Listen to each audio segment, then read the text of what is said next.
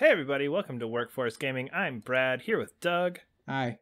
So E3 is this week, and what we're going to do here, neither one of us was overly impressed by Bethesda or EA, Yeah. so we don't have a ton to talk about between those two, so we're just going to kind of mold them all into one here, and kind of just go over a couple of highlights that we did find, because I think overall we were pretty low on those two conferences, but I think there's still some good games to come out of there that deserve to be talked about. Yeah, I think basically they both had like two good announcements. The rest was like whatever. I think that's fair to say. There's a couple good things in both. So we're just gonna go with a couple things that stuck out to us. So what's something that stuck out to you between these two, Doug? I think EA was actually a pretty. I think that the first all their conference was actually pretty good. I was surprised how much I thought Need for Speed looked pretty cool. Yeah, I was not expecting that.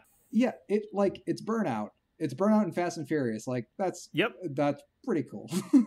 Those are two things that make perfect sense to be smashed together. Yeah. I was actually really surprised how much destruction. I think the one thing that surprised me about Need for Speed is like I don't think it's really known for its destruction stuff. And actually, for a long time, the reason that is because automakers did not want to license their car and show them wrecked. Yep.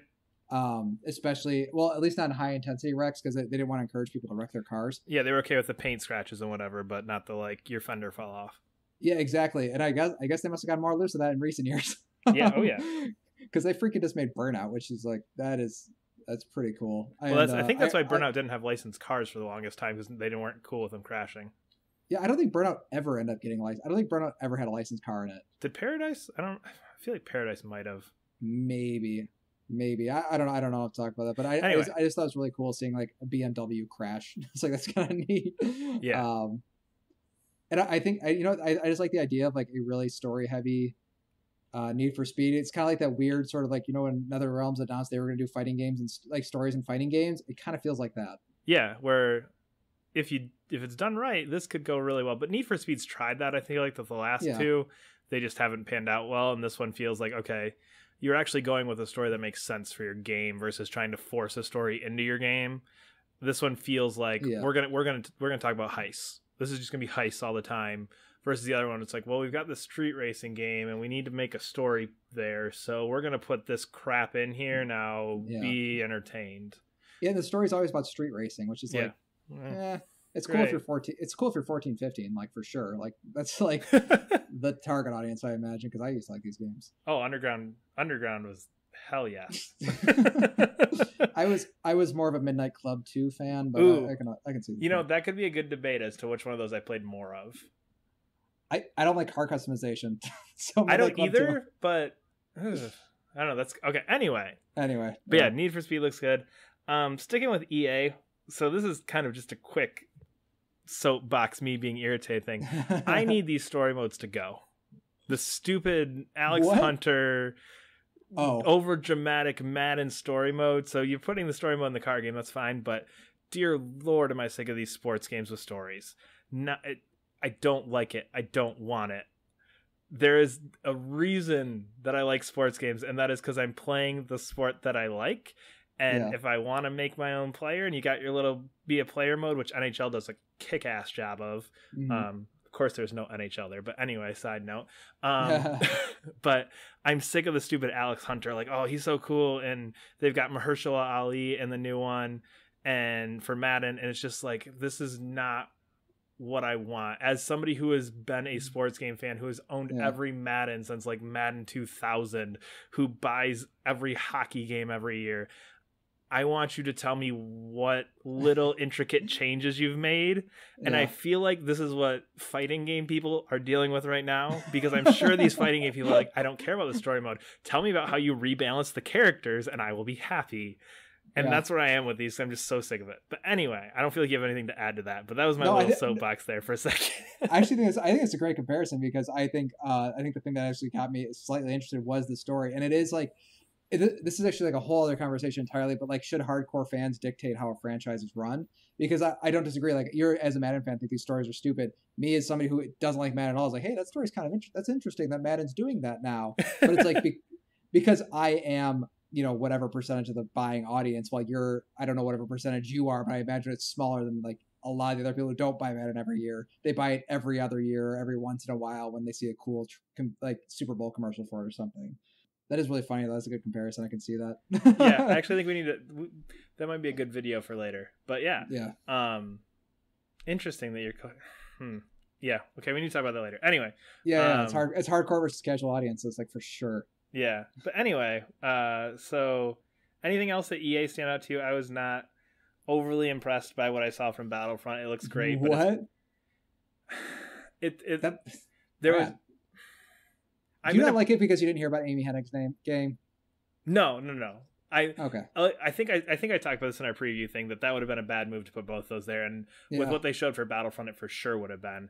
I think my issue with it was that sounded really bad. That's really funny. I'm gonna buy for that piece of crap game. I'm gonna buy Battlefront 2 the first day it comes out without question. Yeah. But what I'm saying is like Battlefront 2 to me is it's the game that should have been out 2 years ago. Yeah. It looks better.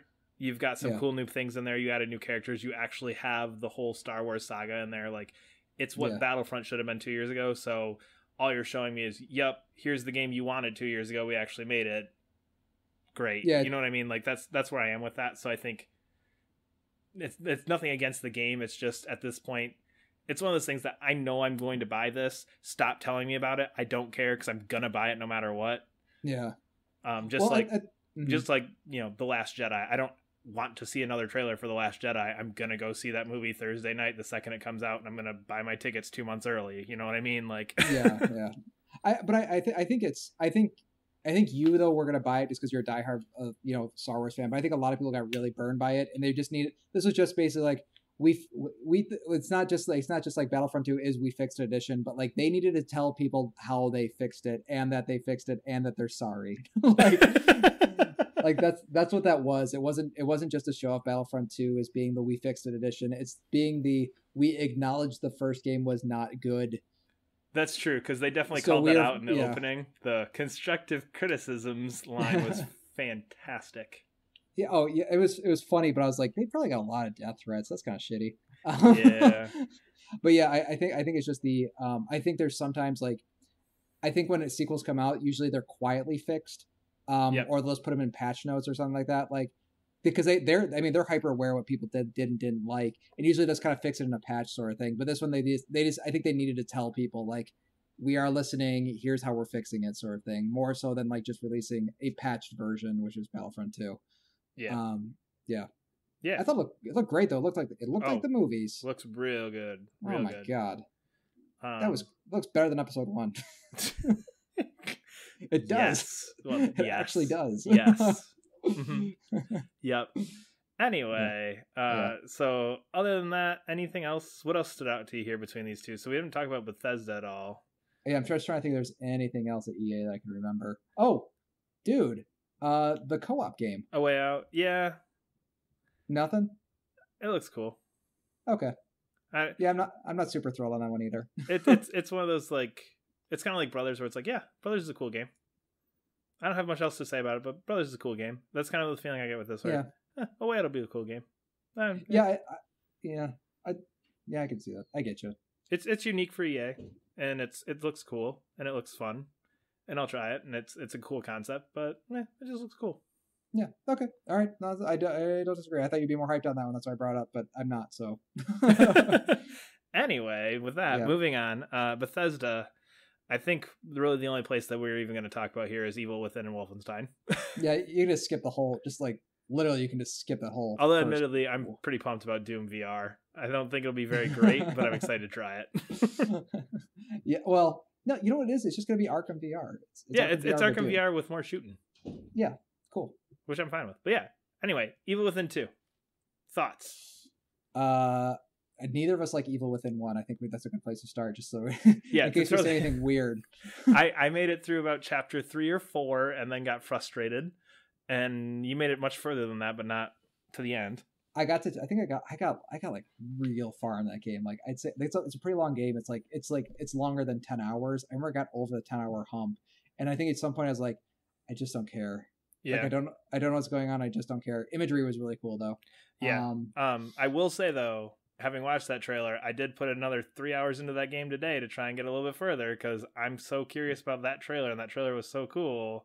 Yeah. I feel like there has to be something I'm missing with this. So that was one of those immediate feelings of, oh, maybe I regret not playing that. I should give that game another shot. So exactly, and that's a great trailer. That's a great reveal. And that game looked awesome. If it made you like a game you didn't even particularly like, go back and like, there's probably something more of this game. Yep. Based on when everybody was talking about Nier Automata, I was like, I should go play the original one. It wasn't good. I didn't. Yeah, it's like honestly, the whole time I was watching this is like, hey, like somebody's doing. It's like I feel like after Silent Hills got canceled, like everyone's like, hey, that looked pretty cool. There's a big old wide opening here because people also are interested. Yeah, there's like 4 different kind of Silent Hillsy games like kind of coming out, and this one I was like, this is pretty cool. I feel like the first game was definitely more splatter horror from what I had seen, and this one looks more Silent Hills. It doesn't look as gory. They didn't push the gore, which I was like, oh, that's kind of cool. They just pushed the weird artistic imagery stuff, which was the cool parts of those games, not the weird gore stuff in it.